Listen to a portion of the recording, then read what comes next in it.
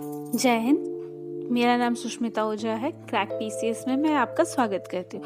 आज से हम लोग मौर्य वंश देखेंगे, लेकिन मौर्य वंश को देखने से पहले हम लोग ये देख लेते हैं कि मौर्य वंश की जो ऐतिहासिक स्रोत है वो कहाँ कहाँ से मिलती है। ठीक है, तो चलिए स्टार्ट करते हैं। मौर्य साम्राज्य की जो जानकारी है वो दो भागों में, मतलब दो स्रोतों में मिलती है। पहला है साहित्यिक और दूसरा है अभिलेखिक।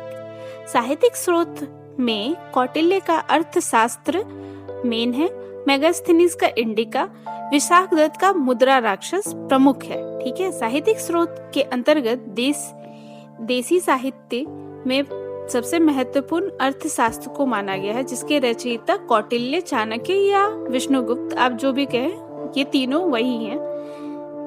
ठीक है, अर्थशास्त्र को विश्व का प्राचीनतम राजनीतिक ग्रंथ भी कहा जाता है।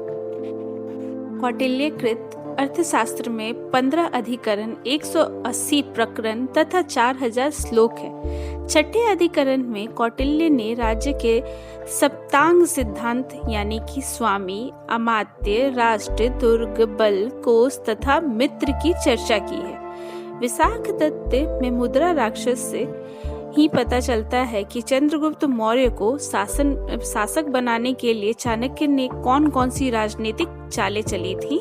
ठीक है, इसके अलावा कालिदास के मालविका अग्निमित्रम कालिदास की सबसे प्राचीनतम रचना है।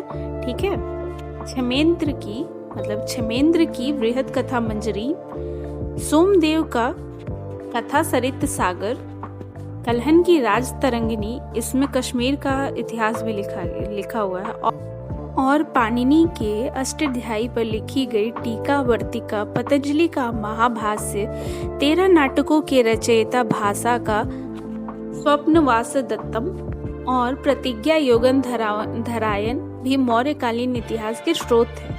इसके अलावा संस्कृत में लिखी गई दिव्यावदान, अशोकावदान, मंजूश्री, मूलकल्प भी बौद्ध साहित्य हैं जो मौर्य साम्राज्य की जानकारी देते हैं। जैन साहित्य में हरिसेन की बृहद कथा कोश, नेमिरदत्त का आराधना कथा कोश, हेमचंद्र की परिशिष्ट पर्वन यानी कि हेमचंद्र की परिशिष्ट पर्वन, मेरुतुंग का विचार श्रेणी महत्वपूर्ण है।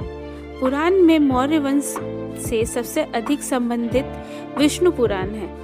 यूनानी साहित्य में मेगास्थनीज की लिखी गई इंडिका सबसे महत्वपूर्ण स्रोत है, जो अपने मूल रूप में नहीं है। मेगास्थनीज यूनान से आया था और वह चंद्रगुप्त मौर्य के दरबार में रह गया था। इसके अलावा स्ट्रेबो का भूगोल, प्लिनी का नेचुरल हिस्टोरिका, डियोडोरस का बिब्लियोथिका, जस्टिन के द्वारा लिखा गया एपिटोन भी महत्वपूर्ण है।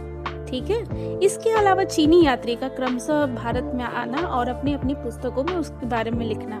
सबसे पहले फाहियान, फिर सुंगयोंग, हेनसोंग एवं इत्सिंग के विवरण भी महत्वपूर्ण है। ठीक है, ये तो हम लोग देख लिए साहित्यिक। अब हम लोग नेक्स्ट क्लास में अभिलेख देखेंगे। अभिलेख से मौर्य काल की कैसे जानकारी मिलती है। ठीक है, तो आज हम लोग यहीं समाप्त करते हैं, नहीं तो वीडियो और ज़्यादा लंबा हो जाएगा। अगर आपको मेरा वीडियो अच्छा लगता है तो लाइक कीजिए, सब्सक्राइब कीजिए, कमेंट कीजिए और अपने फ्रेंड्स के साथ शेयर कीजिए। Thank you.